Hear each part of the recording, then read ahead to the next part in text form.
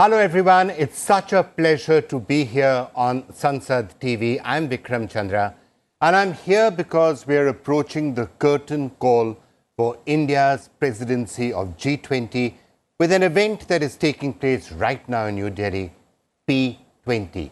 This is where the focus shifts to parliamentarians. We had a very successful G20 summit and we all know what happened. We were able to push through a Delhi declaration, but a lot of people thought that no declaration could actually come. And that Delhi declaration set the stage for what will hopefully be substantive and major changes in the multilateral order and in also the way various countries are going to be conducting their affairs. A lot happened there and we're going to be discussing that at some level. What is happening right now with the P20 is that the focus shifts to the parliamentarians. At the end of the day, India, of course, the mother of democracy, so it's good that the focus should be on parliament, on democracy, because now what has to happen is whatever may have been decided at G20 and at the Delhi Declaration, parliamentarians have to step up. They have to take a lot of these steps back to their own parliaments. Maybe some changes need to be made, maybe some laws need to be ratified. And certainly what is happening right now as we speak is that a declaration is being drafted, which hopefully will be a somewhat simpler task than at the Delhi Declaration during G20. But the P20 members are going to be sitting and working together and drafting a declaration. It will reflect, I guess, on what happened a month or so ago. What we're going to be doing right now is we'll be keeping an eye on what's actually happening at the drafting of that particular declaration.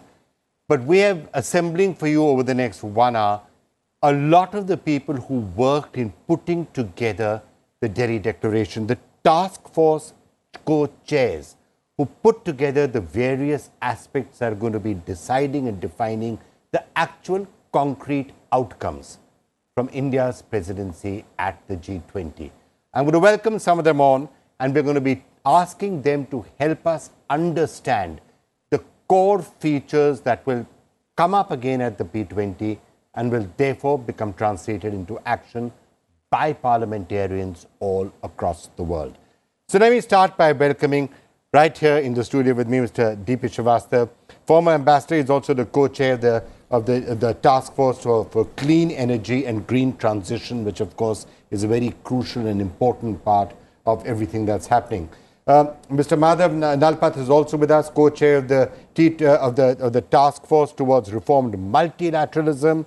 Ruby Pavankar is with us, the co-chair of the task force on life. She's joining us from Japan. Priyadarshi Das, who's co-chair of the task force for reassessing the global financial order. So we have 4 of the task force co-chairs, and we're looking at each of these in some detail. But can I just start by understanding the actual process? What is the importance of P20 after whatever happened with the G20 summit? Can I start, Mr. Srivastava, by asking you that? What's the relevance of P20 for those who may not know? Energy transition is a very complex phenomenon which has never before been attempted. The age of coal lasted 2 centuries. Age of oil is about a century old.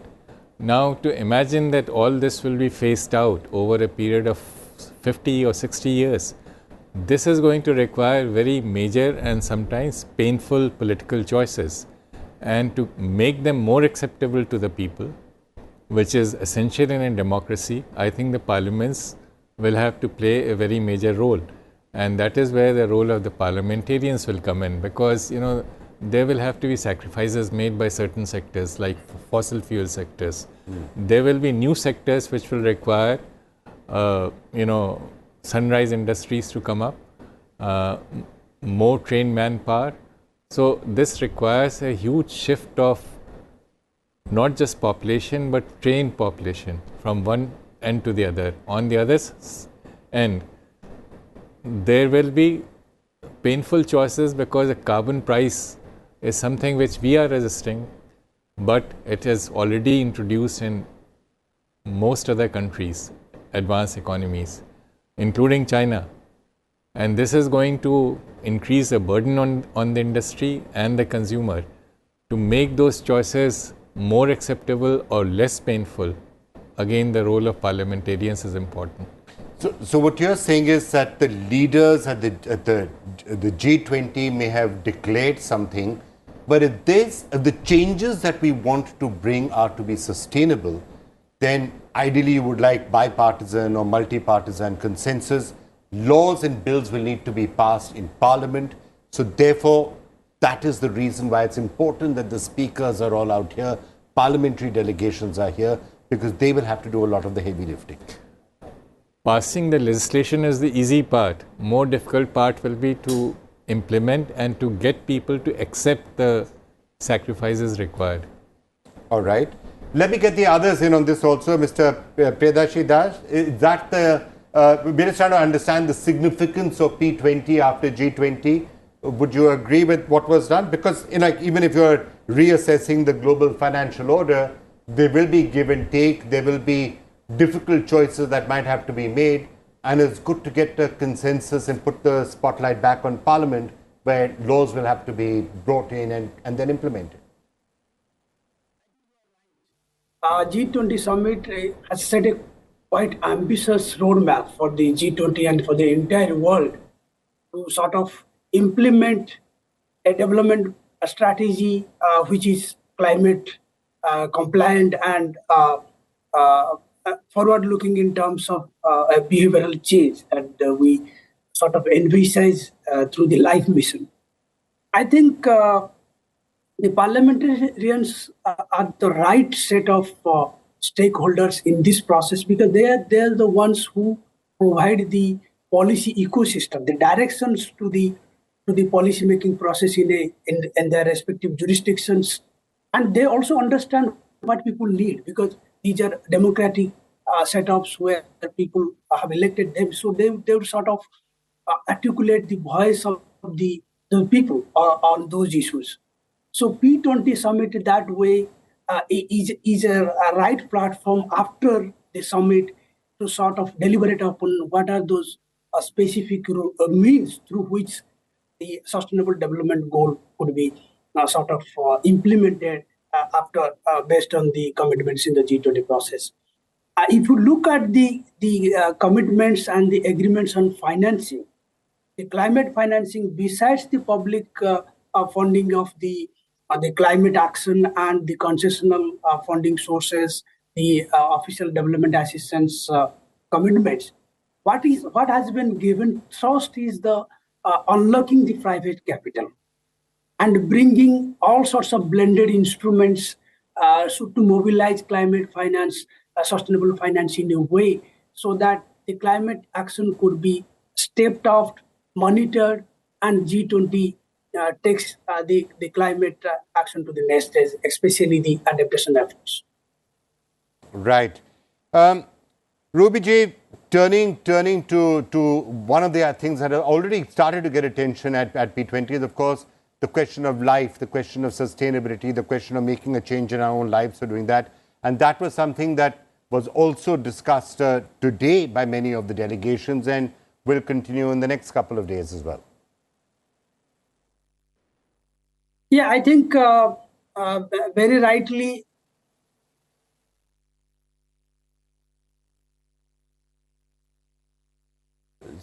you seem to have gone on mute. If I could just request you to unmute yourself. Thank you for having me on this show, and also thank you for the question. I believe that the G20 has had a very ambitious agenda and target, which we're very happy as part of the T20 task forces to be able to contribute to it. But we're extremely happy that this was unanimously approved by all the G20 countries. And in order to actually make this happen, it's very, very important to have the involvement of different strata of the society, of which the parliamentarians are very key because they make the policies, as my prior discussions have also mentioned. So they make the policies, but we have to trickle it down to civil society. So when we talk about lifestyle for environment, which is actually a global mass movement initiated by G20 India's presidency, which our Prime Minister had proposed this and even brought it up during the COP26 in Glasgow. It was early as that. And this has really taken a very big forefront in this G20 presidency. But to make it actually happen, we have to have the parliamentarians buy into it. We have to have them to make the policy. We have to then have legislations to make sure that people are compliant to those kind of policies. We have to create awareness at multiple levels to engage civil society. We have to have global organizations. We have to have NGOs. We have to have industry. And we have to have people going up to the villages to make this actually be implementable.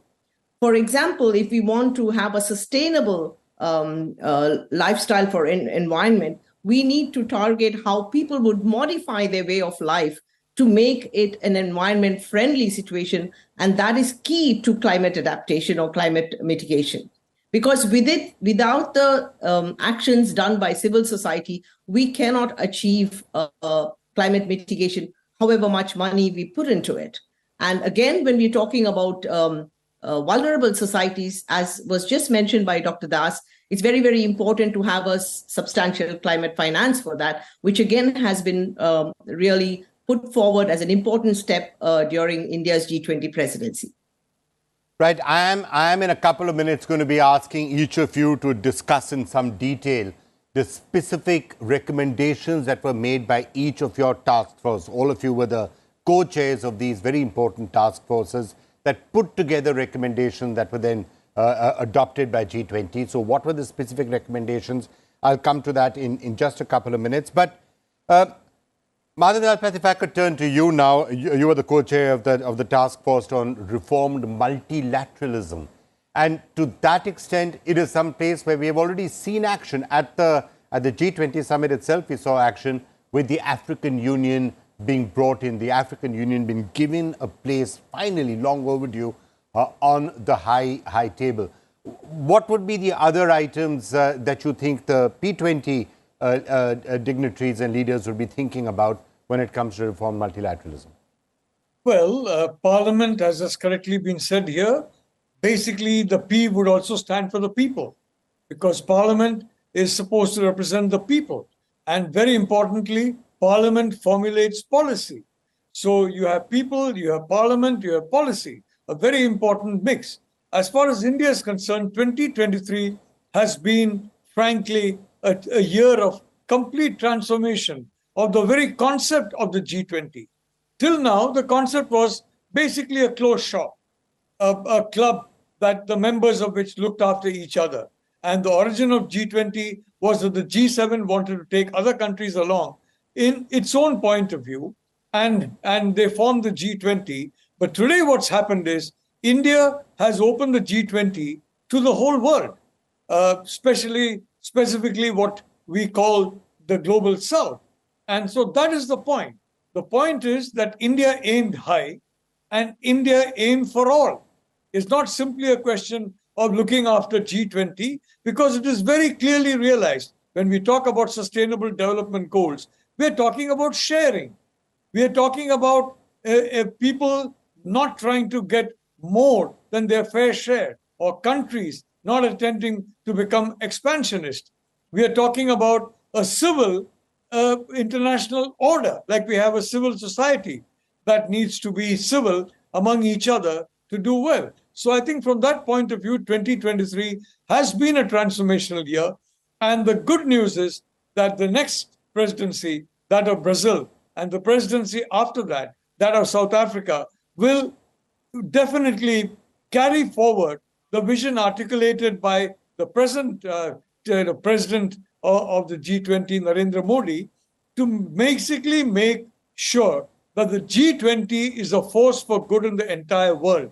For the simple reason, Vikram, that if the rest of the world does not progress, you cannot be an island of progress in a sea of poverty. You cannot be that. You have got to ensure the rest of the world progresses. And if they progress, you progress along with it. That realization is very, very clear. And that realization was brought to the table by India in, for example, the reform of multilateral organizations. the UN Security Council, the country with the largest population in the world, the country with the PPP per capita. I mean, with in terms of purchasing power parity terms, the third largest economy in the world, is not part of the permanent five. How representative is that? When everybody talks about democracy, there's no point talking about democracy. You have to act on democracy. Like you have a look east policy, become an act east policy. Look democratic, yes, but act democratic. And I think from that point of view, the reform of international institutions is important, because otherwise they will either be ignored or they will be overtaken by other institutions. Right. Mr. Nalpat, if I could just ask you the point that you were making on democracy, and I think that's partly also what P20 does underline. These are parliamentarians, these are speakers, they are, most of them, not everyone, not every country in the G20 is actually a democracy, but a lot of the countries are, most of the countries are. So in a sense, it is underlining the power of democracy, as we began by hearing the power of the people. And that is what is being represented out here. To what extent do you think the democracy factor is something that has been highlighted during India's presidency and is again being underlined as part of P20? I know there are exhibitions again taking place about the mother of democracy, where the origins of it all came from. It arose in India, there was some of it in Greece. How important is the democracy angle in all of this, Mr. Nalpat? Look, I'd like to say one thing, Vikram, that we never know where we'll find solutions to problems. Now, you can find solutions in a small village if only you look. But if you look only at the usual suspects, so to speak, you look at the developed countries, they will come up with solutions that may not even be valid for themselves at this point in time. So the Indian effort has been to be universal, look universally, especially, for example, look at a very neglected section of our society, which is women, who have been frankly left out of so many of the actions of society when they could have made, when they are making a significant contribution and could wait. But I just want to make one small example, Vikram. I came across about 20 years ago a way in which you filter water through clay and mud, and the water becomes pure to drink. That basically was thought of in a village in Maharashtra, if I may say so. So in tens of thousands of villages, people may have come up with tens of thousands of ideas that are frankly remaining there. Right. And there needs to be, through the digital media, and India is undergoing a digital revolution, through that, the achievements that are there everywhere in the world, by every kind of person, of every class of person, these achievements have to be identified and then universalized, because the Indian point of view is universalization of progress. It's not an expansionist view for one particular country. It's not an exclusivist view. It's a view of universalization. And for that, everybody has to participate, which is where the P20 is so important. Right. Mr. Srivastav, if I could turn to you and come back a little bit to clean energy and green transition. For a long period of time, this entire question of climate change became a North versus South issue. It became a developed country versus developing or emerging economy country. It became a question of who's going to be paying for it. Now, one of the things that India's been underlining for a while, and certainly became a major talking point during its presidency at G20, it will be discussed at P20 also, is even though India does not bear the historic responsibility for emissions, as the entire South does not bear the responsibility for emissions, the South is still willing to play a role in finding a solution. And India, for example, is one of the very few countries which are ahead when it comes to meeting the targets which were underlined in Paris. Is that something which you think would be one of the major signals that is going to be sent at P20 as it was at G20? Let me begin by saying that global carbon space, this is a most fundamental issue. There has to be a fair and equitable distribution. So India's message is, we are willing to play a role by making the transition to clean energy, but at the same time, the available budget carbon space has to be shared equitably. Now, let me just illustrate the point. China occupies 30% of global carbon budget, and this proportion is going to increase going forward to 2030. While EU and US have downward trajectories, China is an upward trajectory. Now, unless there are some moderation shown by China, it will be very difficult for others to have their due share in a very limited and fast shrinking carbon budget. And this is a huge challenge because transition to clean energy, it requires a minimum period. You have to create new generating assets. Now, till that period, you are using carbon space. And according to available UN studies, assuming 1.5 degree temperature threshold, available carbon space is going to be exhausted in about 10 to 12 years' time.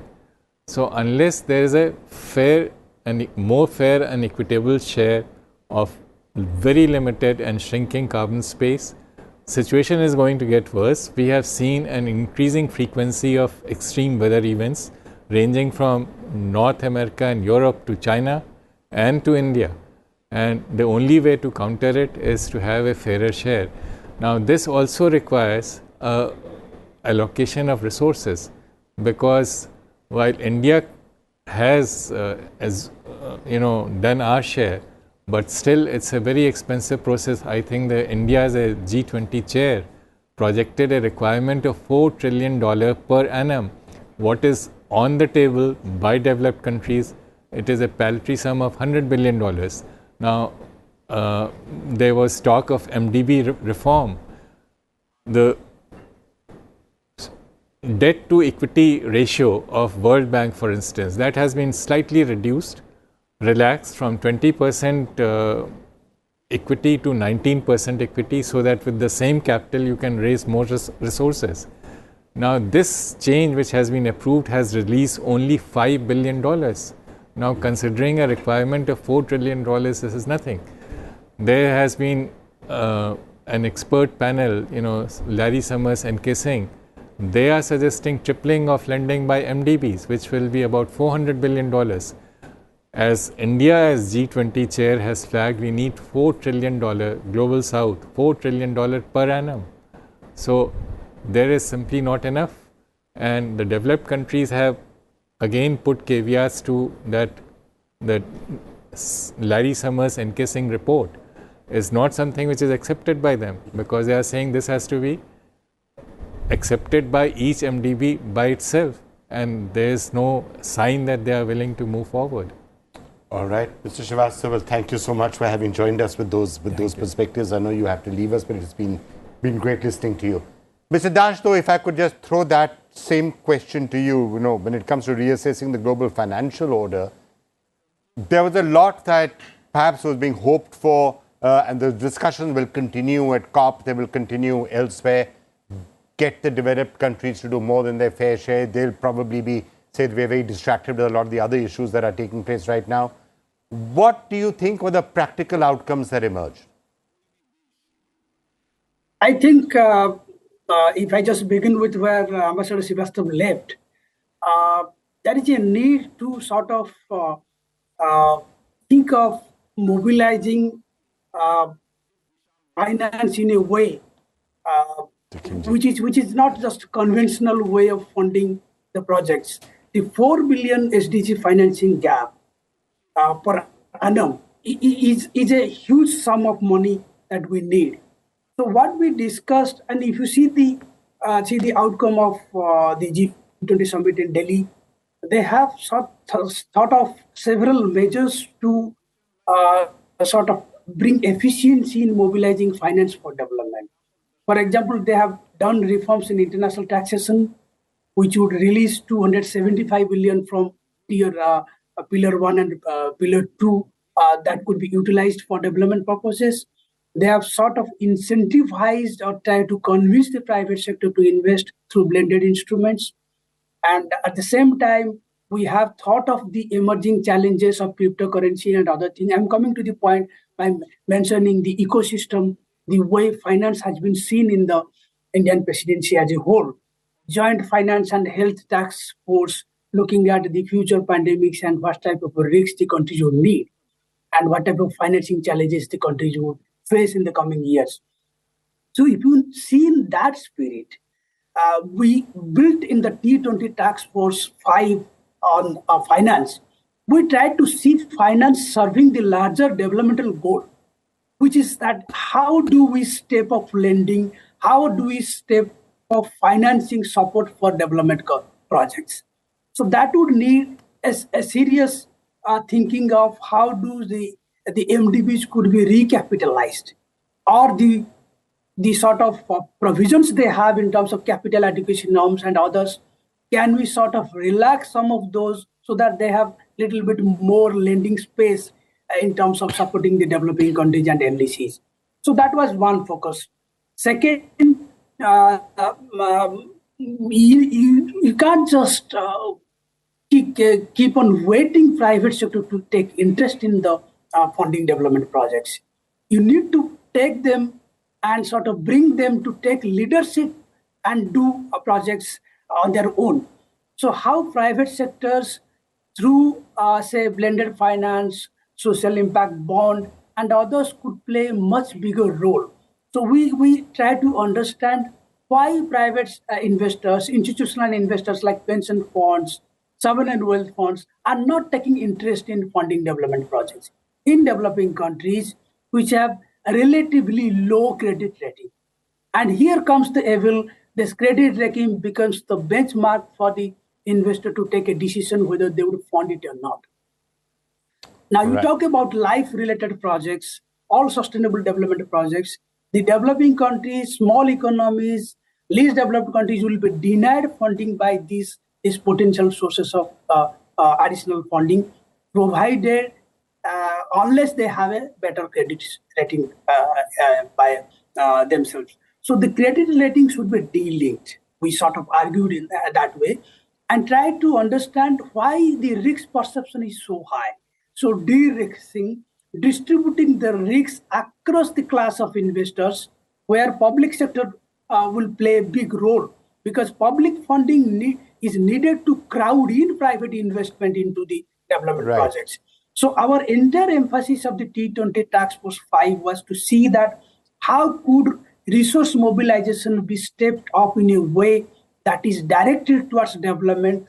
Of course, we discussed about the reform of the international financial institutions like quota reforms, voting right, and all these things.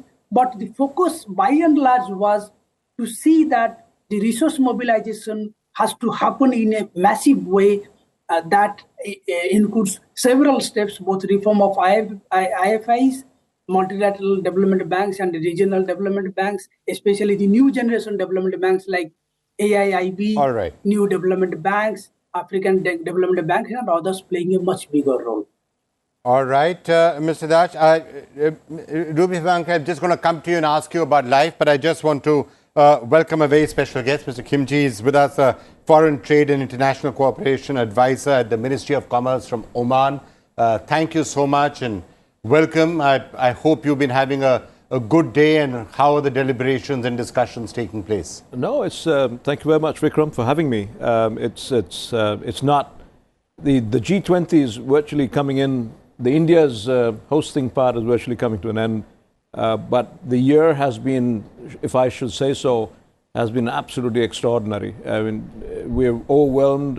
We were bowled over, let's say, by the Indian ability and their way in which they have hosted this event, the way they've gathered the people, the way they've held the people together, and finally the Delhi Declaration, which came on. Fantastic. I mean, today's day was a super day. It was all about parliamentarians and sustainable development goals, about what do we need to care for, how the parliamentarians need to work on the life model that the Indian G20 has highlighted. It's all about the circular economy and conserving nature, conserving energy, conserving yourself, or readapting yourself. Is there a new paradigm way to kind of rejig or restart a new life which is more sustainable. And that's what was talked, and I think is very relevant. I think all of you got a chance to see the new Yashobhumi complex, which all of us are waiting to see. Very impressive as well. It's a little fair distance from downtown, but it was well worth the trip. It was extremely impressive, as good as any I have seen anywhere in the world. And, you know, hats off to India for what they've demonstrated and what they've shown us so far in the last 1 year. Right. I'm just going to come back to more on the aspects around P20 and what we can expect in the next couple of days. But you were talking about life, and a lot of the discussions today were around life. So we do have the co-chair of the T20 task force on life with us, Ruby Pavankar. Ruby, just to try and understand what was highlighted to all the delegates today about the different approach to how sustainability can actually be done, could you perhaps take us through a couple of the specific recommendations that your task force actually came up with, and which have presumably been highlighted to everybody today and will be further highlighted in the next couple of days?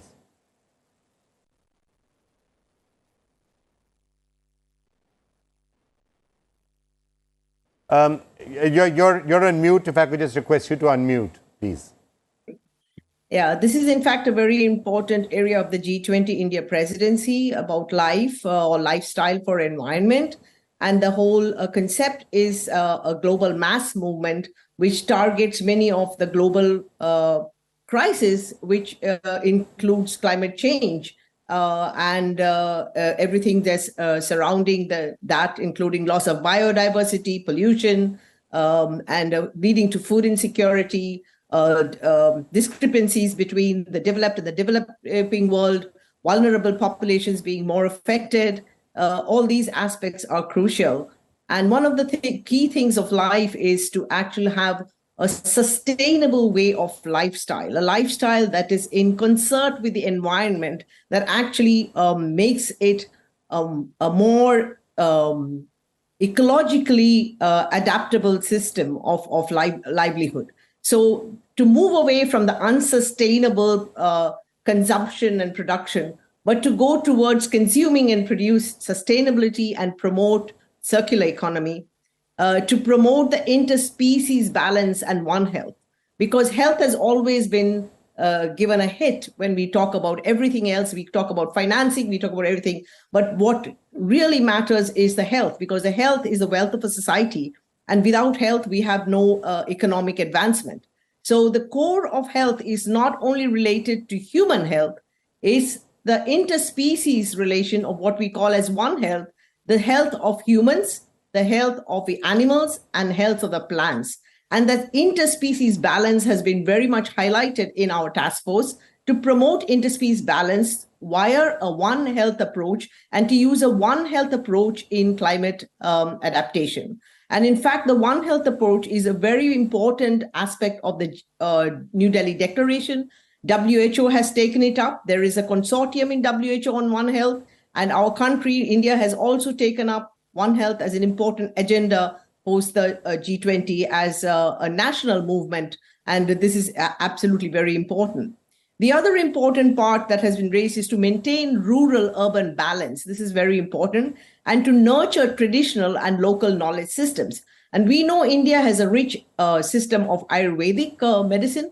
I come from a background of Western medicine, so I'm not a specialist in Ayurveda.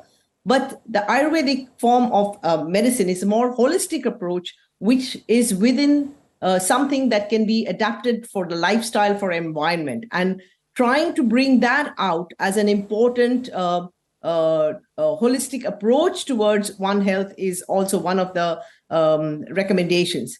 The other important thing is to promote systematic transformations and life economy. And to adopt this paradigm, there is also a need to shift away from the material progress that is quantified.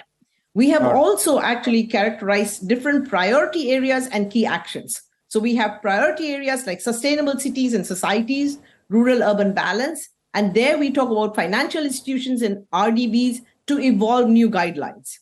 We have priority areas on systemic transformation, social enterprises. The key actors are DWG and ICSWG working groups. Then we have the priority areas of a multidimensional human development, ecology, and biodiversity. And again, we talk about the United Nations as key actors. We have priority areas for food security, just transition, One Health, and gender. And again, this includes the UN, WHO, the SF financing working group, the health working group, and the environment working group. So these are the different ways in which we have tried to address life as well as ethics and values within our task force. All right, ma'am. Mr. Dikinji, if I could just come back to you. So we've been hearing from all the co-chairs the various items that will be discussed. P20 is, of course, looking at parliamentarians and expanding it. Yes. What, to your mind, are going to be some of the most important things you look for in the next day or two? Well, one, we're really here to see how the largest democracy in the world functions and operates out of its new parliamentary building.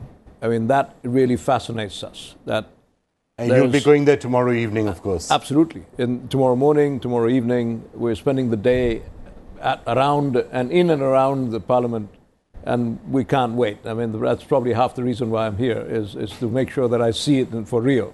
You've seen images of it, but it's, yes, we are here to see how does this huge, phenomenal country like India function, and who operates it and how it operates. What happened at the Delhi in Delhi during the G20? It happened on the sidelines, but it was an important event, I think, which underlined the historic relations of India with countries like Oman, the Middle East, Saudi Arabia. I'm talking, of course, about the economic corridor and various aspects around it. Correct. It happened on the sideline, but it sort of illustrated for many people how close the countries have been. Oman and India, for example, have had very close associations for centuries and centuries. The Indian rupee used to practically be the legal tender in Oman. Correct. So, I mean, if you look at it, the India-Oman relationship goes back to the days of Dwarka being one of the economic nerve centers of the Indian West Coast, and Kalhat in Oman being the nerve center there.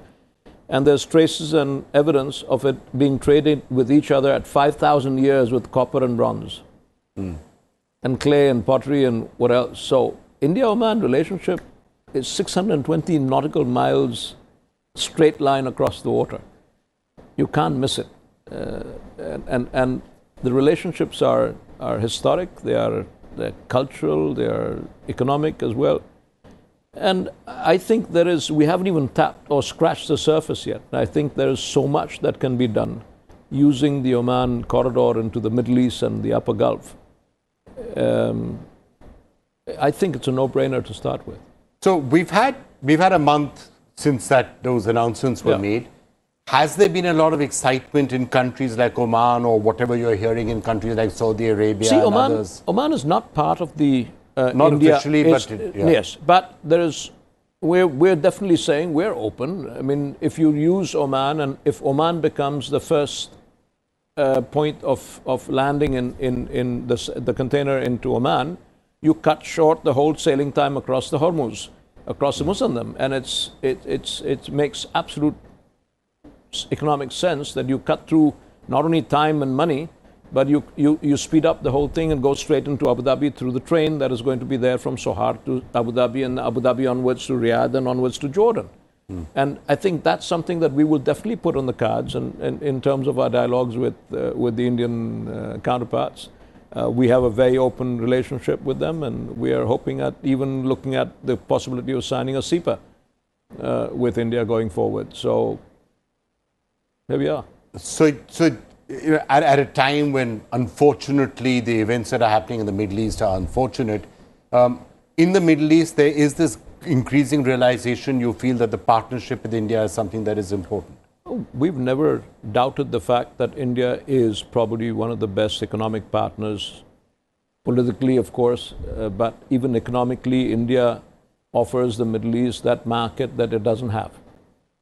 We are limited in our size in terms of, if we want to go into manufacturing, the current market, even the greater market, even the custom union of the GCC does not offer enough scope for a manufacturing to sustain itself. It needs to look beyond the new trend of, do we have enough markets with tariff-free barriers or non-tariff barriers not being there in going into markets? I mean, can we access those markets?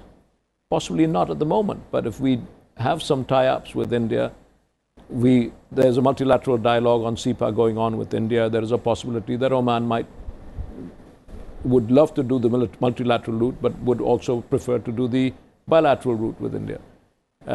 In either way, we open up a market and we give India an ability to use Oman as a base for other exports to the US, because we have an FTA with the US. We have an FTA with certain Scandinavian and European countries.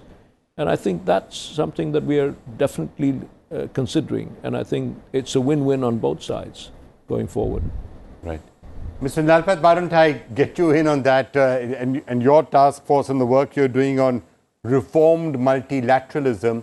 These are the sort of relationships that can be developed and that can be encouraged, presumably, going forward. As I said, one of the highlights of what happened at the G20 was the introduction or the bringing in of the African Union into the G20. And it was great that Oman was invited by India, to be there and to participate and be a central country. That you must have been delighted. Before I asked Mr. Nalpat, was that something which you also valued? Yes, absolutely. I mean, Africa is the next emerging power and the next emerging hub for this thing, and getting them inducted. And I think it's the Prime Minister's masterstroke that he was able to convince the rest of the G20 to induct them in. And I think that was something which was very well received, extremely well perceived by the world. We in Oman, we think that, okay, does the GCC then become the next entry point? But we'll wait, our turn will come. And right now we have Saudi Arabia, we have Egypt, we have UAE, who've been guest countries. UAE is guest country alongside Oman. So we have a fair share of representation in the G20. All right.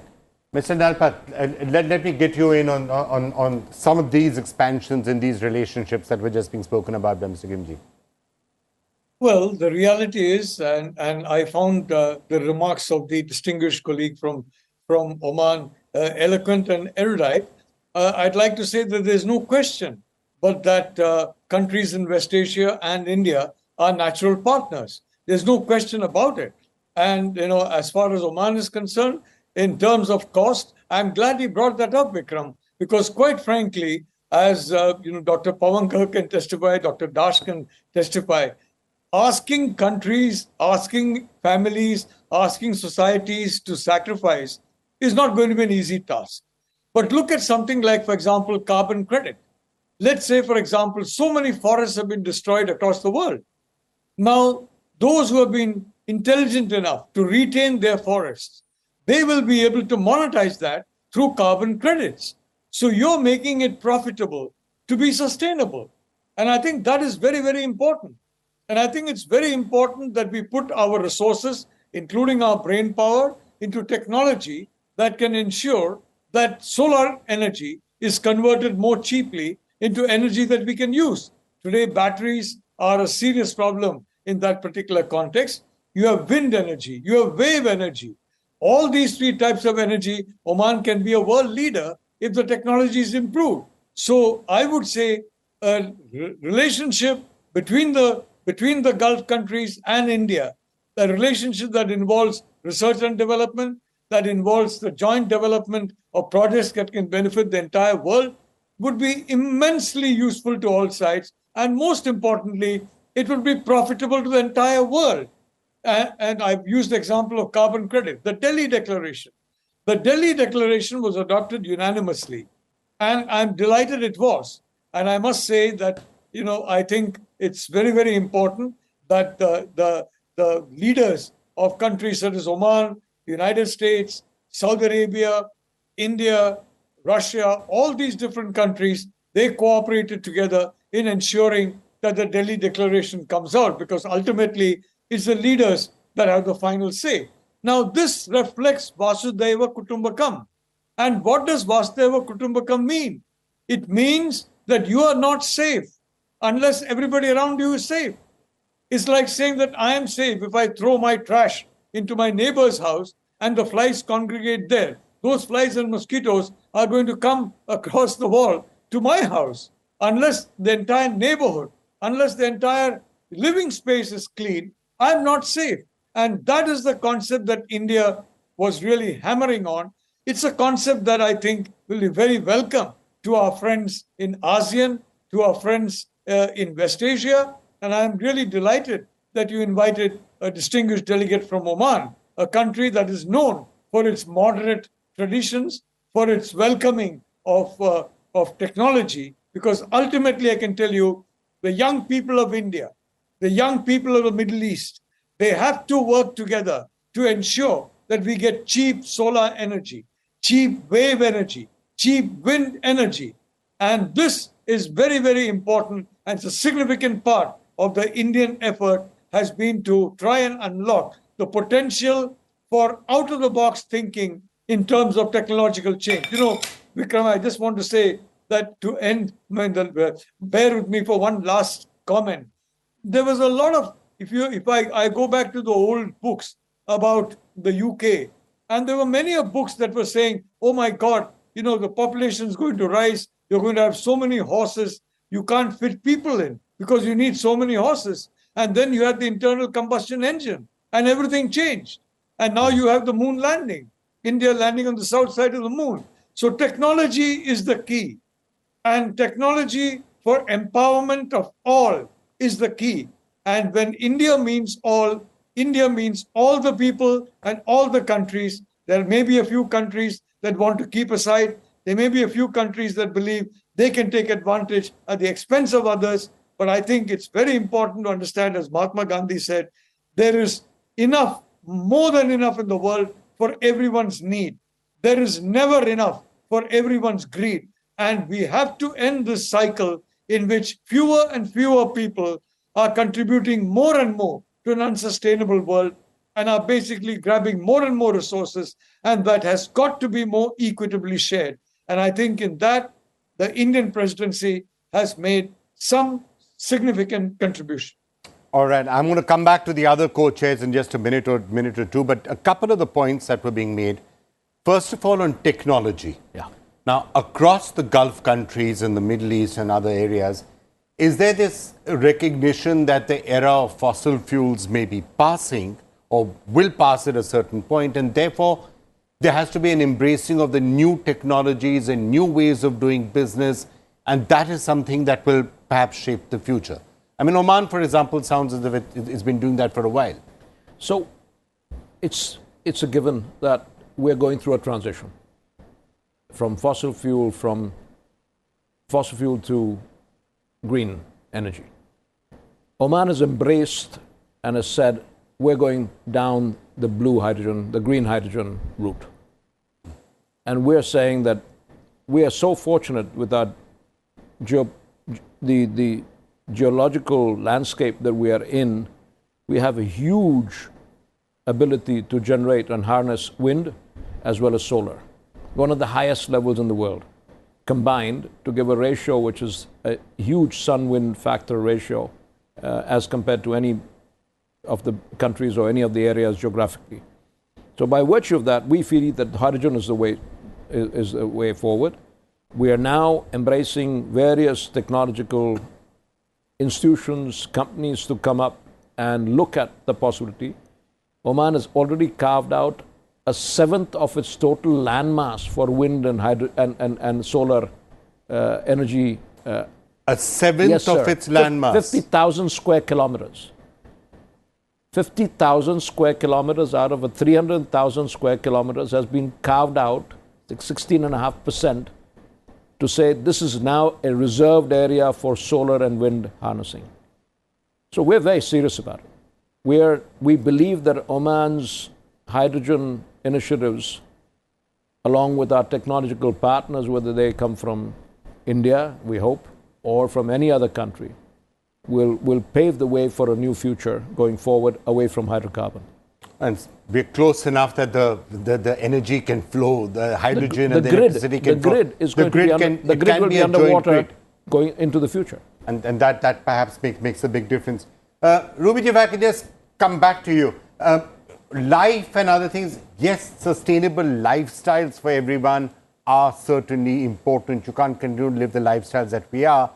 But one of the points that was just being made is that for at least a lot of the climate-related and sustainability-related solutions that we are hoping for, will there be technological answers that can be looked at if people turn their attention to it systematically? And is that something that over the next couple of days, the P20 group can also try and push people towards?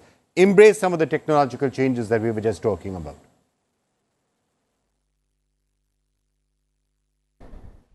Ma'am, if you could just unmute yourself. Yeah. Sorry. Yeah, they can be technological answers, but I think even technological answers have to be looked at in a very sustainable way. To look at those technological answers that are environment friendly, that is eco-friendly, this is extremely important.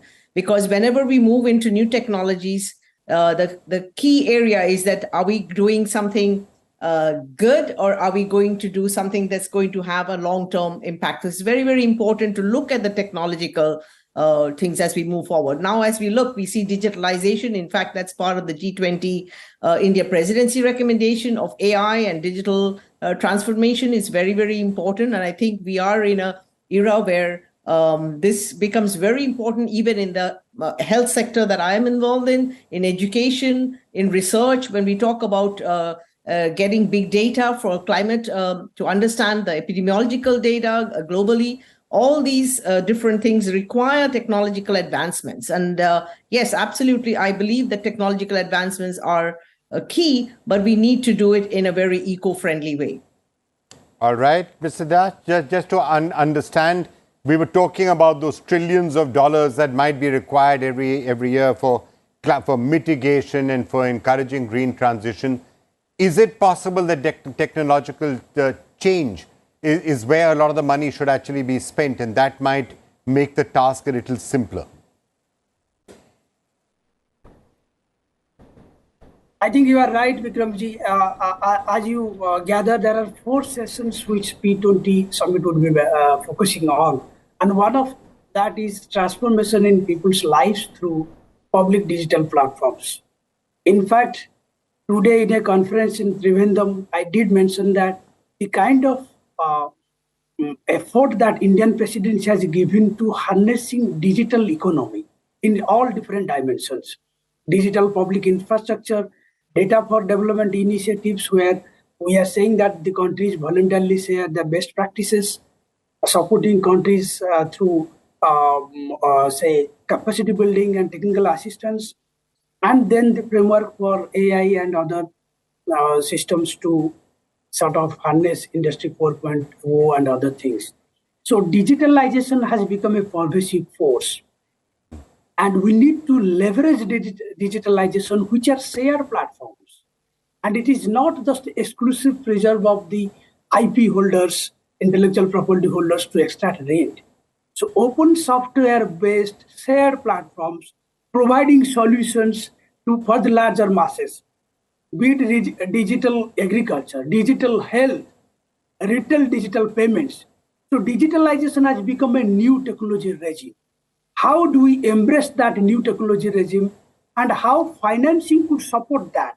Most of these innovations are not costly innovations. Right. But what it requires is steady direction towards creating an enabling mechanism so that the startups, those who are coming in different areas like education sector, edutech, agri-tech, health tech, all these different startups that are coming up should be given enough of evidence and hand-holding by Startup India, so that we leverage on digitalization and provide technological solutions which could apply to life and life-related mission objectives. All right, sir. Well, I'd like to thank the 3 co-chairs who are with us, helping us understand this. Let me get a final thought and a final comment from you as we move into the next 2 days of the P20. It's also a time perhaps when more will happen in the next couple of days to underline the fact that we need a proper multilateral systems to work. The global south and the global north have to learn to work together. the global south has to also learn to pull it together, to help each other, to support each other, not perhaps follow predatory policies, share good practices like digital public goods and learn from each other and help each other. Are those some of the themes that worked very well at the time of the G20 summit, perhaps will be taken forward at P20 as well?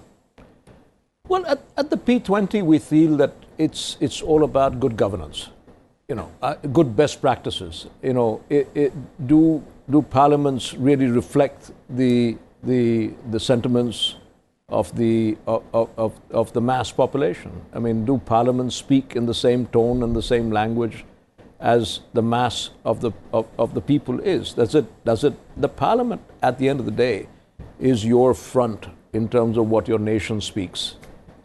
And I think this is something that which every country or every developing or emerging country needs to imbibe in terms of what we stand for. And the parliament needs to make sure that it's putting the best step forward in making that happen. Right. It's a culture, it's a character, it's your biggest showcase going outside the world.